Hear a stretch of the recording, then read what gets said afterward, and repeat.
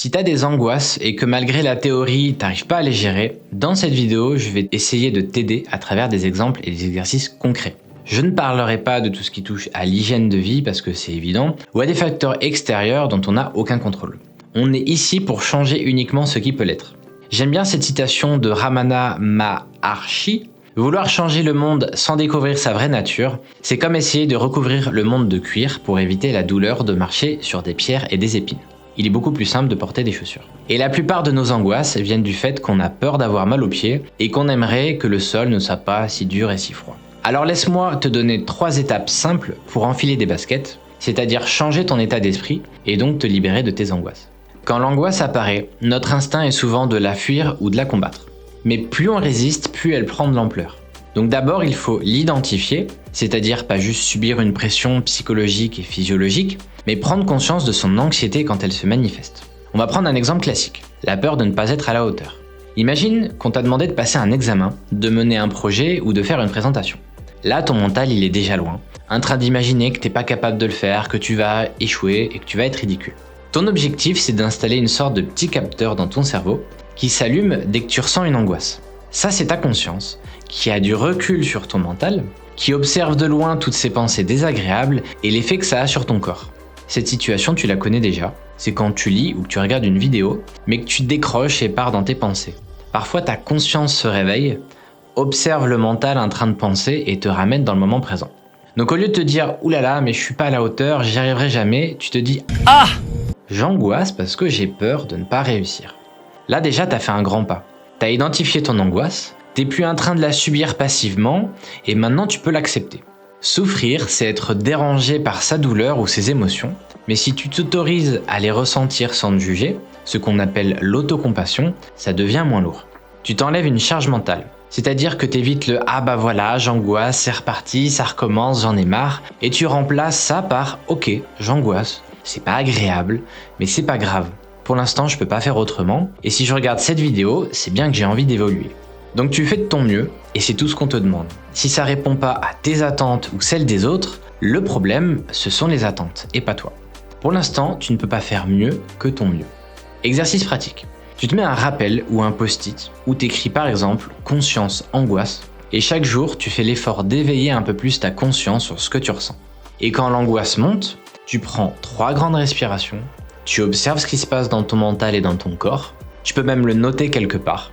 Ensuite, tu acceptes cet état et tu retournes dans le moment présent en te concentrant par exemple sur l'un de tes sens ou ta respiration. Là, on attaque un gros sujet, accepter la réalité et lâcher prise. On prend un nouvel exemple. Tu angoisses parce qu'un proche que tu aimes est en train de se détruire la santé. Il ou elle est addict à la nourriture, à la cigarette, à l'alcool ou à la drogue. Tu essayes tant bien que mal de l'aider, de lui donner des conseils ou de l'engueuler, mais ça change rien. Là, t'es en lutte contre la réalité. Tu ne veux pas accepter cette situation. Et ça se comprend, parce que instinctivement, tu fais l'amalgame entre accepter et abandonner ou capituler. T'as l'impression que tant que tu luttes et que tu te bats pour que ça change, alors il y a de l'espoir. Ce chemin-là, c'est l'autoroute de la souffrance jusqu'à la fin de ta vie.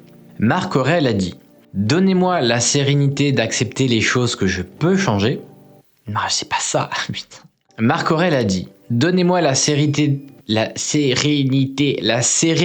d'accepter les choses que je ne peux pas changer, le courage de changer celles que je peux changer, et la sagesse de distinguer les premières des secondes. » Ça, c'est un mantra que tu peux rajouter sur ton post-it. Donc concrètement, ça me fait chier que mon frère fume, et j'ai pas envie de le voir mourir d'un cancer à 45 ans. Qu'est-ce que je peux faire ? Arrêter de fumer ou montrer le bon exemple par mon comportement, sans pointer du doigt le problème des autres, ce qui revient à incarner le changement que je veux voir dans le monde. Ensuite, je peux informer ou militer, mais je ne dois pas avoir d'attente que ça change quoi que ce soit. Je fais ce qui est en mon pouvoir pour l'influencer, mais je ne peux pas contrôler le comportement des autres. Je me souviens angoisser et souffrir de voir mon frère fumer, et puis je me suis dit qu'il connaissait déjà bien les dangers de la cigarette, et que c'est pas la peine d'en rajouter une couche, ma mère s'en est déjà occupée. Et du coup, je ne peux plus rien faire de plus, alors je lâche prise. Dès cet instant, j'ai arrêté d'en souffrir. Finalement, on angoisse sur ce qu'on aimerait pouvoir contrôler. Lâcher prise, c'est accepter ses limites et se concentrer sur ce qu'on peut faire. Exercice pratique. Pour chaque angoisse, tu fais un tableau avec 2 colonnes. Ce que tu peux contrôler et ce que tu peux pas contrôler.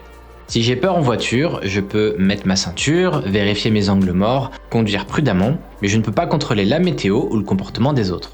Cet exercice aide à canaliser ton énergie sur ce que tu peux réellement faire. Reprogrammer son état d'esprit. Souvent, les personnes que j'accompagne culpabilisent et se dévalorisent de ressentir des angoisses. Et ce que je leur réponds, c'est que si elles sont là aujourd'hui, c'est pour arrêter de les subir et agir. Et choisir d'affronter ses peurs malgré les difficultés et la souffrance, c'est la définition du courage. Ça, c'est un petit changement de perspective qui a un impact psychologique énorme. Je ne me vois plus comme la victime de mes angoisses, mais l'acteur ou l'actrice qui décide d'affronter ses peurs.